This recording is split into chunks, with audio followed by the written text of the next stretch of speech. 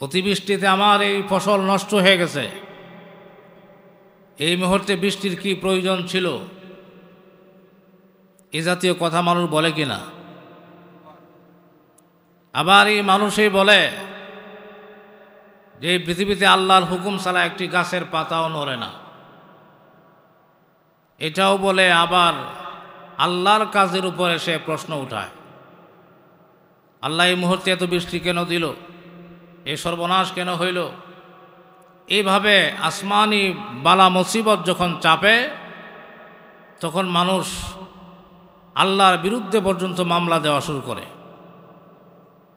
অথচ খাঁটি মুমিনের কাজ ছিল যে আমি বিশ্বাস করে নিয়েছি ওয়াল কাদরি খাইরিহি ওয়া শাররিহি মিনাল্লাহি তাআলা, ভালো এবং মন্দের মালিক আল্লাহ, ভালো এবং মন্দ সব আল্লাহর পক্ষ থেকে আসে।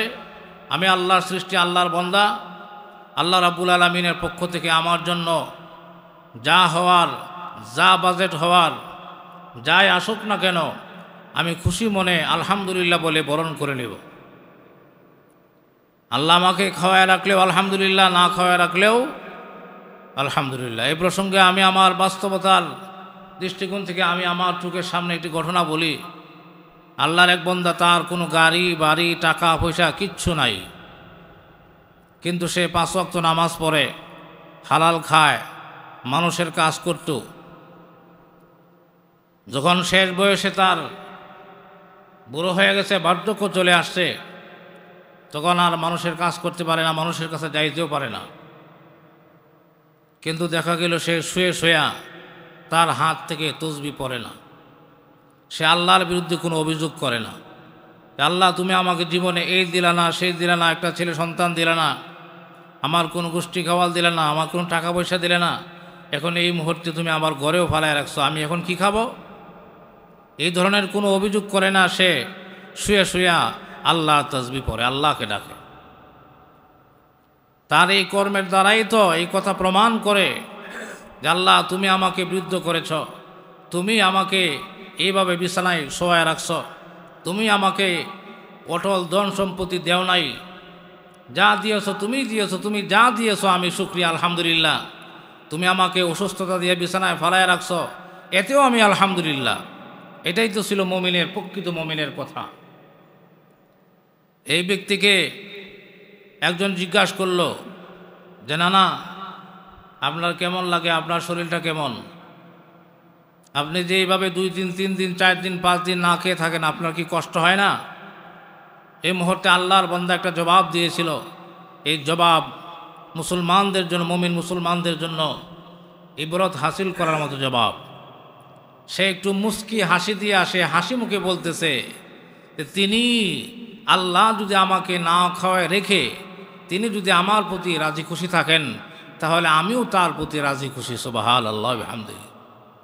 এটা ছিল মুমিনের কথা। সুখে দুঃখে সর্ব অবস্থায় আল্লাহকে ডাকবো, আর যে অবস্থায় আসুক না কেন এটা আমি হাসি মুখে বরণ করে নেব। যা হয়েছে সব আল্লাহর পক্ষ থেকেই হয়েছে, আমি শুকরিয়া আলহামদুলিল্লাহ। এই বিষয়গুলি সবক দেওয়ার জন্য আল্লাহ রাব্বুল আলামিন একটা না, 2টা না, পয়গম্বর আলাইহিস সালাতু ওয়াস সালামের বিভিন্ন ঘটনা কোরআনুল কারীমের মধ্যে দিয়া আল্লাহ রাব্বুল আলামিন মুসলমানদেরকে সবক দিচ্ছেন। হযরত আইয়ুব আলাইহিস সালাতু ওয়াস সালামের ঘটনা কোরআন শরীফে আছে না নাই? কোরআন শরীফে আল্লাহর একজন পয়গম্বর, সাধারণ ব্যক্তি নয়, আল্লাহর একজন পয়গম্বর। আল্লাহর পয়গম্বর কি গুনাহ করে? সমস্ত নবীরা মাসুম, আইয়ুব আলাইহিস সালাম তিনিও মাসুম, কিন্তু একটা ঘটনার কারণে আল্লাহর পয়গম্বর হওয়ার পরেও আল্লাহ রাব্বুল আলামিন এমনভাবে ওনার সামনে মুসিবত আইনা ফাললেন। মুসিবত তো শুধু মুসিবত নয়, এই মুসিবতের বস্তুগুলি দিয়া তিনার পরীক্ষা নিয়েছেন, আমাদের জন্য শিক্ষা রেখেছেন এই ঘটনার ভিতরে। তা আমার পয়গম্বর আইয়ুবকে আমি ধন দিয়েছিলাম, সম্পদ দিয়েছিলাম, তার যা দুনিয়াবি সরঞ্জামাদির প্রয়োজন ছিল সব আমি দিয়েছিলাম, কিন্তু সব এইগুলি আবার আমি নিয়েও গেছি। এগুলি থাকা অবস্থায় যেভাবে আমি আল্লাহকে ডাকছে, যখন আমি নিয়ে গেছি তখনও সে আরও বেশি করে আমাকে ডাকছে। সে কোনো দিন এই কথা অভিযোগ করে আমাদের মতো বলে নাই, আল্লাহ তুমি আবার দিয়েছিলে, আবার নিয়ে গেছো, এই কাজটা কেন করলাম? গরু বাছুর নিয়ে গেছো, ধন সম্পদ নিয়ে গেছো, ভালো কথা, আমার সন্তানগুলি কেন নিয়ে গেলা? আমার সন্তানগুলি থাকলে এখন আমার সেবা করতো। তার সন্তান নিয়ে গেছে ভালো কথা, আমার যে অনেকগুলা স্ত্রী ছিল এই সবগুলা স্ত্রী থাকলেও তো আমাকে সেবা যত্ন করতো, কিন্তু এইগুলিও আমাকে ফেলে রেখে সব চলে গেছে, এগুলা কেউ নিয়ে নিলাম। এই ধরনের কোনো অভিযোগ আইয়ুব করে নাই। আইয়ুব আরও বেশি করে আল্লাহকে ডাকতেছে আর শুকরিয়া আদায় করতেছে। আগে গরু গুড়া এগুলির ঝামেলা ছিল, স্ত্রীদের হক আদায়ের ঝামেলা ছিল, সন্তানদের হক আদায়ের ঝামেলা ছিল। এখন আমার কোনো ঝামেলা নাই, এখন শুধু এই জিহ্বা জবান দিয়া আল্লাহ তোমাকেই শুধু রাখবো, 24 ঘন্টা তোমাকেই শুধু রাখবো। সাহাবায়ে কেরামদের অবস্থাও তো তাই ছিল। যাচ্ছে সফরে, প্রতিমধ্যে সন্তান মারা যাওয়ার খবর পায়। সন্তান মারা যাওয়ার খবর পাওয়ার পরে চিৎকার করে কাঁদে না, গোড়ার পৃষ্ঠ থেকে নামছে ইন্না লিল্লাহ পরে আল্লাহ শুকরিয়া আদায় করে আলহামদুলিল্লাহ, আল্লাহ তোমার পক্ষ থেকে যা হয় সব আমি আলহামদুলিল্লাহ বলে মেনে নিয়েছি। সন্তান তোমার দেওয়া সম্পদ, তুমি দিয়েছিলা, তুমি নিয়ে গেছে, তো আমার মামলা করার কোনো অধিকার কোনো বান্দার নাই। থাকতে পারে নাকি? আল্লাহর জিনিস আল্লাহ নিয়ে গেছে, এখন আল্লাহর বিরুদ্ধে মামলা করার অধিকার বান্দার আছে? আমি যদি এখন এর সাথে বলি তার সাথে বলি, এখানে বিচার দিই, বিচার তো হবেই না, বরং আরো এই দোষ আমার কাছে চাপবে, আল্লাহর বিরুদ্ধে আমি মামলা দিলাম।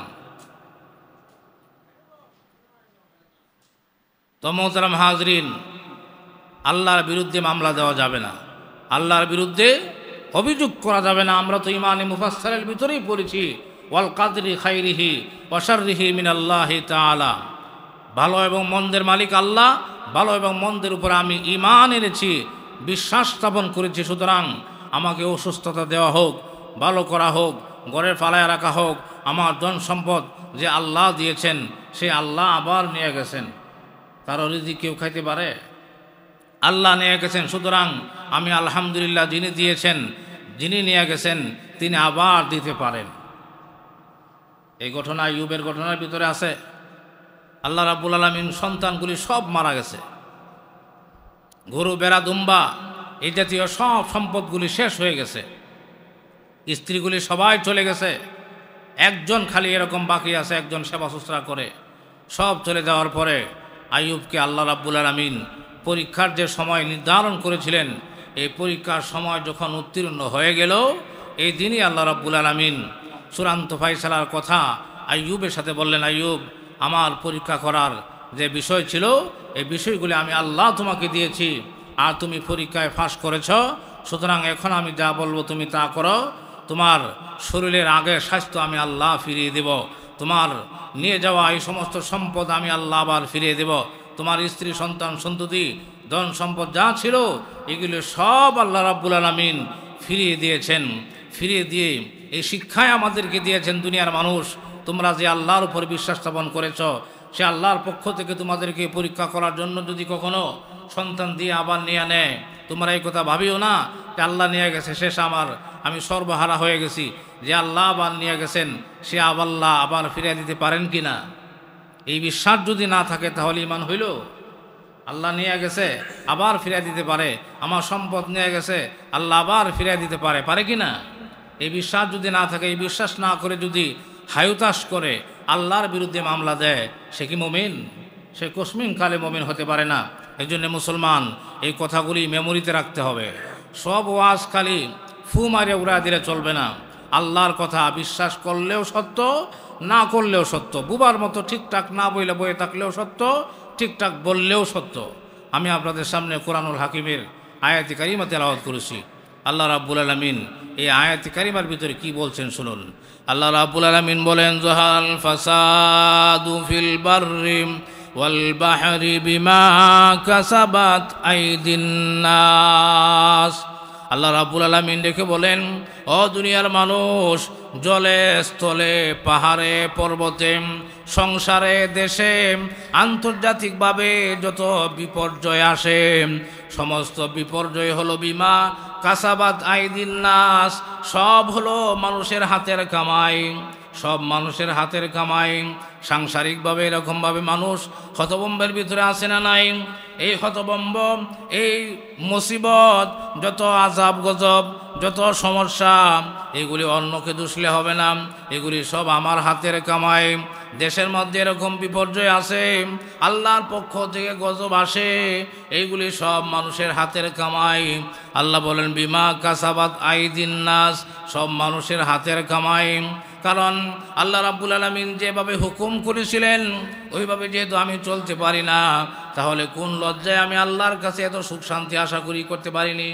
আল্লাহ যে আমাকে কর্মসূচি দিয়েছেন, এই কর্মসূচি অনুযায়ী আমি চলতে পারি না, তাহলে কোন লজ্জায় এক হাত লম্বা জিহ্বাটা বের করে কেমনে এরকমভাবে আশা করি? মানুষের ভিতরে এই কুস্বভাব আছে না নাই? মানুষ কর্মসূচি পালন করতে রাজি না, কিন্তু এরকমভাবে আল্লাহর কাছ থেকে বেশি পাইতে রাজি। যত বেশি আরও দেওক, আরও হোক, আমার আরও হয় না কেন? এইভাবে একটু যদি আল্লাহ রাব্বুল আলামিন নিয়ে তাকে পরীক্ষা করতে চান, সে তো সর্বনাশ। সে আল্লাহর বিরুদ্ধে মামলা দেয়, আল্লাহর বিরুদ্ধে মানুষের কাছে অভিযোগ করে। অনেক মানুষ এরকম আছে মূর্খ, এটা এই কথাটা যে আল্লাহর বিরুদ্ধে মামলা হয়ে গেছে, এই কথাটা যে এরকমভাবে আল্লাহ পাকের বিরুদ্ধে অভিযোগ হয়ে গেছে, এটাও বুঝে না, না বুঝে বলে ফেলে। বিষ যদি কেউ এরকমভাবে বুঝে খায়, মানুষ মরব কিনা? না বুঝে খাইলেও তা আল্লাহর বিরুদ্ধে মানুষ বুঝে বলুক, না বুঝে বলুক, এটা অন্যায়। বুঝার জন্য আল্লাহ মেমোরি দিয়েছেন, বুঝার জন্য আল্লাহ কোরআন দিয়েছেন। আল্লাহু আকবার। বুঝানোর জন্য আল্লাহ রাব্বুল আলামিন পয়গম্বর দিয়েছেন। পয়গম্বররা উম্মতরে বুঝাইছে কিনা? বুঝানোর জন্য আল্লাহ রাব্বুল আলামিন কিয়ামত পর্যন্ত একদল মানুষের ভিতরে ইলম দিয়েছেন, এই মানুষগুলো আপনাদেরকে বুঝায় কিনা? আল্লাহু আকবার। যদি কিছু মানুষ আছে যে মৌলবীদের বুঝের আমাদের দরকার নাই, আমরা কম বুঝি না, এরকম আছে না নাই? মৌলবীরা যে বুঝায়, এই বুঝ মানলে আমরা ফকির হয়ে যাব, এই বুঝ মেনে রাষ্ট্র চালাইলে এই রাষ্ট্র ফকির রাষ্ট্রে পরিণত হবে, এরকম মানুষ আছে না নাই? আপনারা না শুনলেও আমাদের কাছে খবর আছে। এরকম একদল মানুষ আছে, মৌলবীদের বুদ্ধিমতে চললে আমাদের মেয়েরা ঘর থেকে বের হইতে পারবে না, মৌলবীদের মতো কথা চললে আমাদের কোনো আনন্দ উল্লাস করা যাবে না, মৌলবীদের কথা মেনে চললে এই দেশ এরকম পাকিস্তান হয়ে যাবে, ভালো হয়ে যাবে, ভালো স্থান হয়ে যাবে, নারীরা পর্দা করবে, এই নড়িগিরি আর করতে পারবো না। এই জন্য এরা এরকমভাবে স্লোগান দেয়, মৌলবীদের কথা মতো আমাদের চলতে হবে না, আমাদের বুঝ কম নাকি? আল্লাহু আকবার। ইদানিং এক মূর্খ এরকমভাবে ভাষণ দিয়েছে, ঢাকা বিশ্ববিদ্যালয় বলে মাদ্রাসায় পরিণত হয়ে গেছে। ঢাকা বিশ্ববিদ্যালয় মাদ্রাসায় পরিণত হয়ে গেলে তোমার এত জ্বলে কেন? মাদ্রাসা কি প্রতিষ্ঠান না? মাদ্রাসায় পড়লে কি মানুষ জ্ঞান অর্জন করে না? এই প্রতিষ্ঠানে পড়ে যদি মানুষ কোরআন পড়ে, ঢাকা বিশ্ববিদ্যালয় পড়ে যদি এরকম কোরআন পড়ে, নামাজ পড়ে, ইংরেজি বলতে পারে, বাংলা বলতে পারে, গণিত বলতে পারে, তাহলে তোমার অসুবিধা কি? তার মানে উদ্দেশ্য এটা না এরা নাস্তিক। আল্লাহু আকবার। এরা মনে করে কোরআনের শিক্ষায় আলাদা, কোরআনের শিক্ষায় যারা শিক্ষিত হয় এরা, এদের মাথার ভিতরে জ্ঞান নাই, বুদ্ধি নাই, এরা রাষ্ট্র চালানোর জ্ঞান নাই। মোহতারাম হাজরিন, এই জন্যই বলতেছিলাম পৃথিবীর মধ্যে অনেক মানুষ, একদল মানুষ এমন আছে যারা বলে এরকমভাবে মৌলবীদের কথা মতো চললে আমাদের সর্বনাশ হয়ে যাবে। আল্লাহু আকবরের জন্য মোহতারাম হাজরিন, আমি যে কথা বলছিলাম, আল্লাহ রাব্বুল আলামিন কি বলেন? জহারাল ফাসাদু ফিল বাররি ওয়াল বাহরি বিমা কাসাবাত আইদিন নাস। সংসারে, দেশে, রাষ্ট্রে, আন্তর্জাতিকভাবে যত বালা মুসিবত, যত কিছু আসে, এগুলি সব কার কামাই বলেন? এটি আপনি আমার হাতের কামাই। আপনি তো কথা বলার সময় হুঁশ থাকে না, এই কথা যখন আল্লাহর কাছে কবুল হইয়া আপনার ফ্যামিলিতে গজব নাজিল হয়, তখন তো আপনি চোখের পানি মুছেন আর বলেন, আমি তো কারো অন্যায় করি না, আমি তো কোনো কারো কাছে আইলে পাড়া দিই না, আমি তো এরকম কোনো মানুষকে খুন খারাপি করি নাই, আমার এত মুসিবত কেন, আমার এত অসুস্থতা কেন, বেড়ির অসুখ, পোলাওয়ানের অসুখ, এই সেই আবি যাবি, এই মুসিবত সেই মুসিবত। সংসারে এরকম আসে না? টাকা এদিক দিয়ে কামাই করে এদিক দিয়ে ফুচ্চুত করে চলে যায়। সে বুঝে না কার বিরুদ্ধে সে মামলা দিয়া তার এই পরিণতি, এই নলেজ তার নাই। এই জন্য এই নলেজ, মুসলমান হইতে গেলে, ইমানদার হইতে গেলে এই নলেজের প্রয়োজন আছে না নাই? তুমি ঘোড়ার ঘাস কাটো, তুমি ঘোড়ার ঘাস কাটো, এই নলেজ তুমি অর্জন করো না কেন? এই নলেজ অর্জন করলে কি তোমার কলেজে লেখাপড়া বাদ দিতে হয়? কলেজে লেখাপড়া করে, লেখাপড়া করায়, এদের মধ্যে টুপিওয়ালা, নামাজি, মেসওয়াকুলা, সুন্নতওয়ালা, পাগড়িওয়ালা আছে না নাই? এরকম বহুত আছে, আপনাদের চোখে না পড়লেও আমাদের চোখে আছে আলহামদুলিল্লাহ।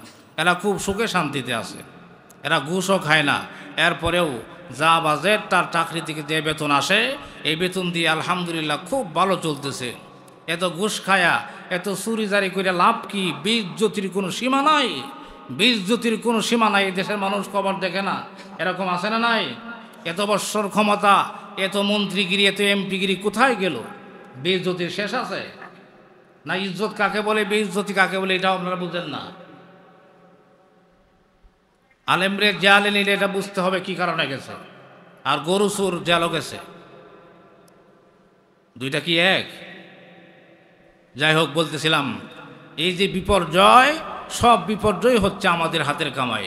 এই আয়াতি কারিমার ব্যাখ্যায় মুফাসসিরিন কেরাম বলেন, ও দুনিয়ার মানুষ জেনে রেখো, আল্লাহ রাব্বুল আলামিন এই আয়াতের মধ্যে কি বলেছেন। তুমি তো একটু এরকমভাবে তোমার ক্ষতি হয়ে গেলে, একটু হাত কেটে গেলে, তোমার একটা সন্তান মারা গেলে তুমি এরকমভাবে অস্থির হয়ে যাও, একবারও ভাবো না তুমি যে আল্লাহর হুকুম মতো চলতে পারো না, একবারও ভাবো না তুমি যে আল্লাহর দৃষ্টিতে কত নিকৃষ্ট। এই দোষ একবারও কেউ বলে না। আমি আগেই বলেছিলাম, অন্যের দোষ বলা শুরু করে দিলে এত মজা লাগে, কিন্তু অন্যের দোষ যদি আপনি 100 বার বলেন, একবার তো আপনার দিকে তাকানো উচিত ছিল। আরে আমি যে অমুকের কথা বলতেছি, আমি কেমন এটা তো আমি জানি, নাকি? আমি কেমন এটা তো আমি জানি। আমার যে দোষের কোনো অভাব নাই, এক এরি আরেক এরিরে কয় হইল এ বয়, একটা কথা আছে না আমাদের দেশে? আমি যে কেমন, আমার দিকে একবারও তাকাই না, অন্যের দোষ বলতে বলতে বলতে বলতে ঘন্টার পরে ঘন্টা চলে যাচ্ছে। এরকম স্বভাবের মানুষ এই এলাকায় না থাকলেও বাংলাদেশে আছে না নাই? তো মোহতারাম হাজরিন, উচিত ছিল কি আমি আমার দিকে তাকিয়ে আমি আমার দোষগুলি এরকমভাবে একটা একটা করে এরকম এই দোষগুলা বের করে এই সংশোধনের জন্য রাস্তা খুঁজব। অন্য কি করলো না করলো এটা দেখার টাইম আছে? আমার হাতের মধ্যে হাত করা, এই হাত করা কেমনে আমার ছুটবে এই চিন্তাই তো আমি ব্যস্ত। আরেক বেটা কারে ধরে নিচ্ছে গিয়ে চিন্তা করার টাইম আছে? চিন্তা কেউ করে নাকি? জেলখানায় যারা বন্দী হয় তাদেরকে ধরে নিয়ে যায়, অন্যের চিন্তা করে না? 24 ঘন্টায় নিজের চিন্তা করে। সুতরাং আপনি অন্যের দোষ বলে জাহান্নাম কামাই করতেছেন কেন? আপনার ভিতরে যে হাজারো দোষে ভরা, এইগুলি তো সংশোধন করা ছিল আপনার জ্ঞানী মানুষের কাজ, মুমিনের কাজ। এগুলি একবারও চোখে পড়ে না? চোখে পড়ে না একবারও? এগুলি চোখে পড়বে না, এটারও এক কারণ আছে। হাদিস থেকে বলবো, আল্লাহ নবী রাহমাতুল্লিল আলামিন বলেন, কিছু বদমাইশ, কিছু বদ মানুষ এমন দুনিয়ার মধ্যে আছে যেগুলি আল্লাহর নাফরমানি করতে করতে এমন অবস্থা হয়ে গেছে যাদের সম্পর্কে আল্লাহ বলেন, খাতামাল্লাহু আলা কুলুবিহিম ওয়া আলা সামিইহিম ওয়া আলা আবসারিহিম গিশাওয়া। আল্লাহ রাব্বুল আলামিন বলেন, আমি আল্লাহ ওই সমস্ত কাফের মুশরিক বেঈমানদের কানের মধ্যে পর্দা লাগাই দিয়েছি, চোখের মধ্যে পর্দা লাগাই দিয়েছি। এরা ভালো জিনিস দেখে না, এরা শুধুমাত্র খারাপ জিনিস দেখে। এই সমস্ত কাফের মুশরিকদের অভ্যাস যে সমস্ত মুমিন মুসলমানদের ভিতরে চলে আসবে, এরাও তাদের সাথে নরকে যাবে। মুমিন মুসলমানদের ভিতরে এই কাফেরদের অভ্যাসটা আছে না নাই? কাফেরদের অভ্যাস কেন? আল্লাহর নাফরমানি করতে করতে আল্লাহর অসন্তুষ্টি তার উপরে নাজিল হয়েছে। নাজিল হওয়ার কারণে আল্লাহ রাব্বুল আলামিন তার এই দুইটা চোখে অন্যের দোষ তালাশ করার পিছনে লাগিয়ে দিয়েছেন। সুতরাং সে আর ভালো জিনিস দেখে না। এক চোখ যদি বন্ধ থাকে, আপনি খালি শুধু ডান দিকে দেখবেন, এদিকে আর দেখা যাবে না। আল্লাহ রাব্বুল আলামিনের পক্ষ থেকে পর্দা ফেলে দেওয়া হয়েছে। এই জন্যেই তারা এরকমভাবে নীল চশমার কারণে আসমানও নীল দেখে, জমিনও নীল দেখে। আপনিও যদি দাঁড়ান আপনাকেও নীল দেখা যাবে। আল্লাহু আকবার স্বাভাবিক, আল্লাহু আকবার নরমাল দেখতে হলে আপনার এই নীল চশমা খুলতে হবে। চশমা লাগাইলে সব নীল দেখে, চশমা খুললে পরে যারা সবুজ সবুজ দেখে, যারা সাদা সাদা দেখে। এই জন্য গুনাহের পর্দা পড়ে যাওয়ার কারণে আল্লামা রুমি বলেন, হারিফে হালকে আজিয়া রে বুরিদ পর্দা হায়েস পর্দা হায়ে মাদারিদ। আল্লাহর ওলি রেখে বলতেছেন, হ্যাঁ দুনিয়ার মানুষ, তোমরা ভালো জিনিস দেখো না, এই জন্য অন্যায় করতে করতে তোমাদের চোখের মধ্যে এরকমভাবে গুনাহের পর্দায় ডেকে গেছে। গুনাহের পর্দা ডেকে যাওয়ার কারণে এরা ভালো জিনিস দেখে না, গুণ দেখে না, মানুষের প্রশংসা দেখে না, শুধুমাত্র মানুষের দোষে দেখে। এই জাতীয় মানুষ আছে না নাই? এক কানে বসলেই কারে শুধু অন্যের দোষ, বসলেই অন্যের দোষ, এনতে উঠতে ওইখানে, এনতে উঠতে ওইখানে। নিজের সমালোচনা করে না, অন্যের সমালোচনা করে। অন্যের সমালোচনা করা এটা মুসলমানদের কোনো ন্যাক অভ্যাস নয়, এটা বদ অভ্যাস, এটা ভালো না, এটা খারাপ। এটা আমাদের ভিতরে থাকলে এটা আমাদের ছেড়ে দিতে হবে। এই দোষ থাকলে পরে এই দোষ থেকে মুক্ত করার জন্য জাহান্নামের আগুন ছাড়া সাফ করার আর কোনো মেডিসিন পৃথিবীতে নাই। এই জন্য মোহতারাম হাজিরিন, কোনো আক্রোশমূলকভাবে বলি নাই। এই দোষ যদি আমার ভিতরে থাকে, আমার এর থেকে পরহেজ করতে হবে। যদি আপনার ভিতরে থাকে, আপনার ভিতর থেকে ওই দোষ বের করতে হবে। আল্লাহ তো কোরআনেই বলেছেন, যারা পরিষ্কার অন্তর নিয়ে আল্লাহর দরবারে উপস্থিত হবে তারা সফল কাম হয়ে যাবে। আর যারা কলুষযুক্ত ময়লা আবর্জনা নিয়ে আল্লাহর দরবারে উপস্থিত হবে, এরা নাকামিয়াব, এরা ধ্বংস তথা এরা জাহান্নামে চলে যাবে। সুতরাং এই অন্তরের এই বদ দুষ্টা যে মুসলমানের ভিতরে আছে, আমাদের দরকার নাই বদ অভ্যাস থেকে ফিরে আসা। এজন্যই আল্লাহর হাবিব সাল্লাল্লাহু আলাইহি ওয়াসাল্লামের হাদিস থেকে এরকম পাওয়া যায়, আপনি রাস্তা দিয়ে হাঁটতেছেন, ছোট্ট একটা তাসবিহ আপনি পড়তেছেন, আপনি এক জায়গায় বসছেন, প্রয়োজনীয় কথা বললেন, ফাঁকে ফাঁকে মনে মনে আপনি দোয়া পড়তে থাকলেন, বাজারে গেলেন, আপনি একটু দোয়া পড়ে গেলেন। এরকম মুসলমানের প্রত্যেকটা কাজের ভিতরে দোয়া আছে না নাই? প্রত্যেক কাজের ভিতরে মুসলমানের দোয়া আছে। কেন? মুসলমান যেন তার জিহ্বা জবানকে হেফাজতে রাখতে পারে, অন্যের দোষ বলা থেকে যেন নিজের জিহ্বা জবানকে হেফাজতে রাখতে পারে। এজন্য আমাদের উঠা বসা চলাফেরায় সর্বক্ষেত্রে, মসজিদে উঠলেও দোয়া আছে, মসজিদ থেকে নামারও দোয়া আছে, বাথরুমে ঢুকারও দোয়া আছে, বাথরুম থেকে বের হওয়ারও, বাজারে যাওয়ার দোয়া আছে না? বাজারে গেলেও বাজারে যাওয়ারও দোয়া আছে, আপনার গাড়িতে উঠলে দোয়া আছে না? এগুলি যারা পারে না তাদের কাছে বললে বলবে, এত দোয়া কি সম্ভব, এত কি পারা যায়? আমি তাদেরকে বলছি না।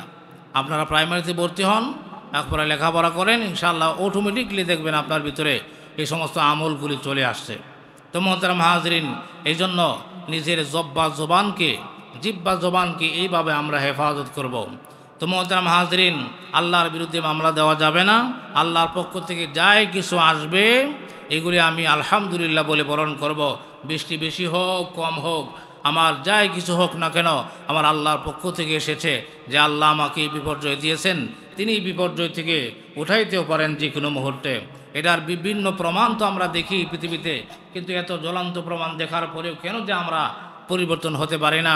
মুফাসসিরিনে কেরাম তাফসীরের কিতাবে বলেন যে তোমরা দুনিয়াতে চলতে গেলে তোমাদের শরীরের মধ্যে যদি একটা বনের আঁচড়াও লাগে, তাহলেও তুমি ভেবে নিও যে এটা আমার গুনার কারণেই হয়েছে।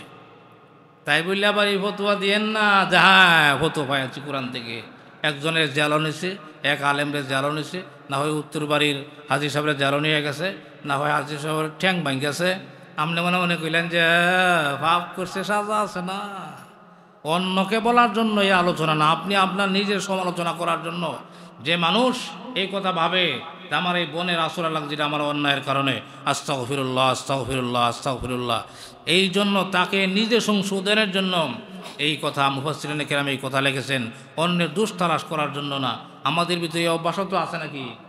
আমরা যদি হ্যান্ডকাপ লাগায় নে, তো এরকম এই এলাকার মানুষ 200 মানুষের মধ্যে দেখবেন 150 মানুষই বলবে যে পাপ করছে, তো তার এই সাজা কেন, এটা কি আপনি জানেন? আর একটা মানুষকে ভালো বলতে বলতে একবার আকাশে উঠে আছেন, তার যে গোপন অন্যায় আছে এটা কি আপনি জানেন? লম্বা লম্বা বক্তৃতা তো খুব কম দিছে না, এই দেশ এই হয়ে যাবে সেই হয়ে যাবে, এই দেশ থেকে মদ গাঞ্জা সব উঠায়া একেবারে মক্কা মদিনার সনদে এই দেশ চলবে। এরপরে যায় দেখেন লাউ ফসা তোলে দেয়া, এখন বেড়ানের ঘর থেকে এরকম কোটি টাকা বের হচ্ছে, ব্যাংক বেড়ে সব একেবারে চুরি জারি করে দেশ ধ্বংস করে দিয়েছে। টুপি মাথায় দিয়ে আবার মক্কায় গিয়া ছবিও তোলে। এই বদমাইশ মক্কায় গেছে কি হজ করার জন্য না, ছবি তুলে মানুষকে দেখানোর জন্য। ছবি তুলে মানুষকে দেখানোর জন্য আমি হাজি, আমি হজ করতে আসি, আমি ভালো মানুষ। কিন্তু যা কথা বলে দেখেন, আমি গতকালকেও একটার সাথে কথা বলছি, সব কথার শেষ কথা মানি দাও, সব কথার শেষ কথা টাকা দাও, তারপরে তোমার মামলা এফআইআর হবে। অনেকক্ষণ দীর্ঘ সময় আলোচনার পরে একটা শুধু কাগজ বের করছি, কাগজ বের করার পরে তার ঠোঁট জিহ্বা কি বলতেছে আমি বুঝতেছি, তার হাত কি করতেছে এটা আমি বুঝতেছি, তার হাতের মধ্যে কি গনতেছে, সে কি বুঝাইতে চাইতেছে এটা আমি বুঝতেছি।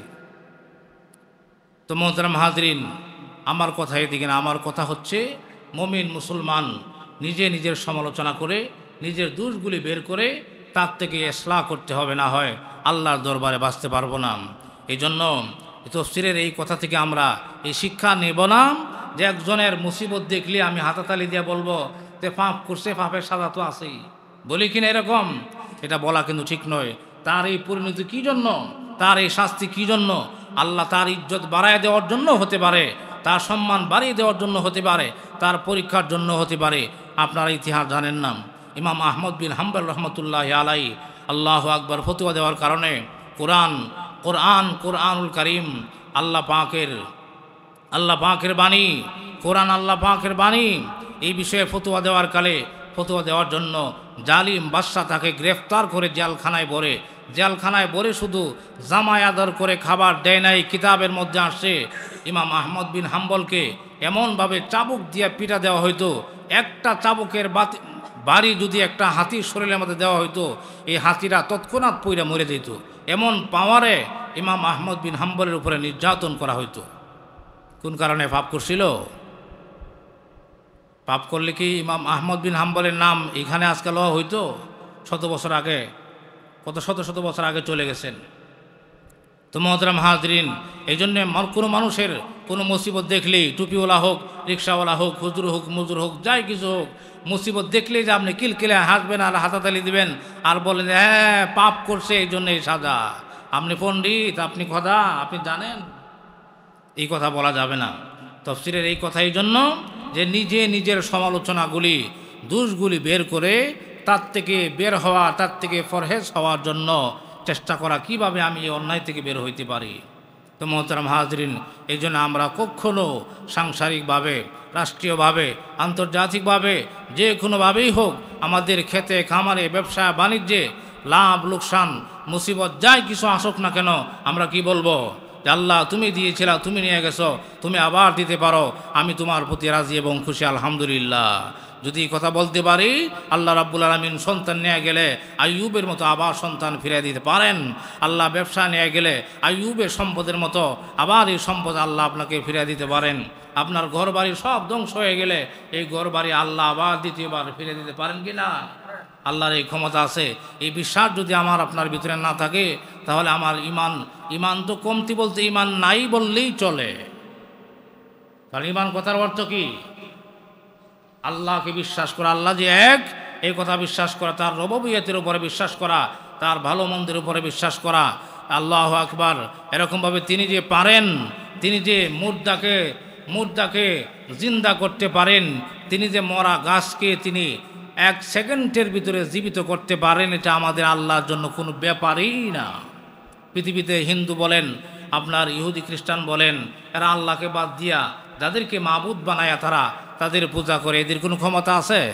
এরা নিজেরাই নিজেদের হাতে বানায় এদেরকে প্রণাম করে, এদের সামনে ঘি ঘু মিষ্টি সব দিয়ে রাখে, আর মাছি খায় বেন করে। একটা মাছি তাড়ানোর ক্ষমতাও আমাদের আল্লাহর আছে না নাই? আমাদের আল্লাহর আছে। সুতরাং আমরা এরকম কম দামে আল্লাহর উপরে বিশ্বাস করে নাই। আমাদের আল্লাহ সর্বশক্তিমান, তিনি ইন্নাল্লাহ আলা কুল্লি শাইইন কাদির, তিনি দিতেও পারেন, তিনি আবার নিতেও পারেন, তিনি নিয়ে গেলে আবার তিনি দিতে পারেন। এই বিশ্বাস আমাদের সর্বোচ্চ পর্যায়ের বিশ্বাস যখন হবে, তখনই আমাদের পরিপূর্ণ বিশ্বাসের যে অবস্থাটা, এই অবস্থা পরিপূর্ণ হবে। তখন আমল করতেও ভালো লাগবে। কাম তুইয়া নামাজে চলে আসলে আপনার কোনো কষ্টই হবে না। নামাজে দাঁড়াইলে এরকম কামের কথা মনে হবে না, কারণ আপনার ভিতরে বিশ্বাস, ভালোর মালিক আল্লাহ, মন্দিরের মালিক আল্লাহ, এই জমিনে দান দেওয়ার মালিক আল্লাহ, না দেওয়ার মালিকও তিনি। আমি নামাজ বাদ দিয়া, আল্লাহর হুকুম বাদ দিয়া সারাদিন মাথার গাম পায়ে ফেললাম। সিজনের সময় যদি সব দান মইরা যায়, কিছু করার আছে? একটা দান যদি শীষ যদি বের না হয়, পৃথিবীর কোনো পরাশক্তিকে আপনার খেতে দান দিতে পারবে বলেন? সুতরাং এই আল্লাহর হুকুম বাদ দিয়ে কী করে আপনি খেতে খামারে এগুলি করেন? অর্থ কি? এর অর্থ এই দাঁড়ায় যে আল্লাহ পারে ঠিক, কিন্তু সব পারবো কি? আল্লাহ পারে ঠিক, কিন্তু এই জন্য খাওয়ান কি আমার গড় দেওয়া যাইব? ইন্না লিল্লাহি ওয়া ইন্না ইলাইহি রাজিউন। অথচ আল্লাহ রাব্বুল আলামিন যার কিচ্ছু নাই তার মুখ পর্যন্ত খাবার পৌঁছায় দিতে পারেন। আল্লাহ পারেন কি না? ওই যে আল্লাহ নাই, ছেলে সন্তান নাই, কিচ্ছু নাই, সে শুয়ে থাকে, আর আল্লাহ রাব্বুল আলামিন এই এলাকার বড় বড় মানুষের দিলের ভিতরে এই মানুষের মহাব্বত এমনভাবে ঢুকাই দিছে, কলম চালাই দিছে ব্যবসার মধ্যে, হঠাৎ কলম ছেড়ে দিয়ে চালাতে করি। সাধু বাইরে তো দেখি না রে, এ কেমন আছে? আমি শুনছেন না? শুনছি না তো, কী হয়েছে? কোথায় ঘরে পড়া কইনারিল্লা সাবিলাতে তাড়াতাড়ি দৌড়ায় এসে, সাধু ভাই আপনি তো আগে চাইতেন, কে অনেক দিন ধরে দেখি না, হঠাৎ মনে পড়লো, এখনই চলে আসলাম, আপনার কী অবস্থা? আমার এই আলহামদুলিল্লাহ অবস্থা। আপনি কেমনে চলেন, কী করেন? আল্লাহ চালায়। কই দিলেন 2000 টাকা আপনি চলেন। এই ব্যক্তিরে তার পর্যন্ত পৌঁছেছে কে বলেন? আল্লাহ। এইভাবে করে পৃথিবীতে হাজারো প্রমাণ আছে যেখানে কেউ দেখে না, কেউ যাইতে পারে না, এইখানেও প্রাণী আছে। ওই প্রাণীকে কে খাওয়ায়? তো মোহতারাম হাজরিন, এইভাবে করে যদি আমার আপনার বিশ্বাসের যে অবস্থাটা এটা মজবুত না হয়, তাহলে ইমান মজবুত হবে? আর মজবুত ইমান যদি না হয়, তাহলে কি আপনি মসজিদে আইতে পারবেন? মজবুত লোক ছাড়া কি বাঁশের সাঁকু পার হইতে পারে? আপনি একটা মজবুত মানুষ, আপনি বাঁশের সাঁকু পার হইতে পারবেন। আর দুর্বল মানুষ যারা দুর্বল, এরা কি বাঁশের সাঁকু পার হইতে পারবে? সুতরাং দুর্বল ইমান দিয়া আপনার বাড়ি থেকে মসজিদ পর্যন্ত আসার যে একটা শক্তি, এই শক্তি আপনার ইমানের ভিতরে না থাকার কারণে আপনি ব্যবসা থইয়া, ক্ষেত থইয়া, বাড়ি থইয়া, কাজ থইয়া মসজিদে আসতে পারেন না। আর যাদের ইমানের ভিতরে মজবুতি আছে, তারাই কেবলমাত্র সঠিক সময় আল্লাহর করে হাজিরা দিতে পারে। সুতরাং সব কিছুর ভিতরেই শারীরিক শক্তি, মানসিক শক্তি প্রয়োজন আছে না নাই? সুতরাং নেক আমল করার জন্য ইমানের শক্তি অপরিহার্য। ইমানের শক্তি ছাড়া কেউ নেক আমল করতে পারে না। ইমানের শক্তি কিভাবে হবে? এই দুর্বল বিশ্বাসে না সবল বিশ্বাস? সবল বিশ্বাস লাগবে। সবল বিশ্বাসটা কিভাবে হবে? আপনি এই কথা একবারে শিরোধার্য মেনে নিতে হবে। আল্লাহ আসবাব সারা খাওয়াইতে পারেন, ক্ষেত সারা খাওয়াইতে পারেন, গাভী সারা দুধ আমার আল্লাহ খাওয়াইতে পারেন। এই ক্ষমতা, এই শক্তি আমার আল্লাহর আছে। এই বিশ্বাস থেকে 100টা পরিমাণ বিশ্বাস যদি কম হয়, তাহলে আপনার ইমানের ভিতরে কমতি। ইমানের ভিতরে যত কমতি, আমলের ভিতরে তত কমতি। ইমান যত মজবুত, আপনার আমল তত মজবুত হবে। এই জন্য মোহতারাম হাজরিন, আল্লাহ রাব্বুল আলামিন আমাদের সকলকে যা কিছু বললাম, আমাকে সহ আপনাদের সকলকে আমল